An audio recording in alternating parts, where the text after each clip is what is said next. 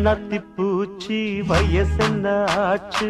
உள்ளூர் முழுக்க ஒன்ன பத்தி பேச்சு என்னமோ இருக்கு எனக்கும் இருக்கு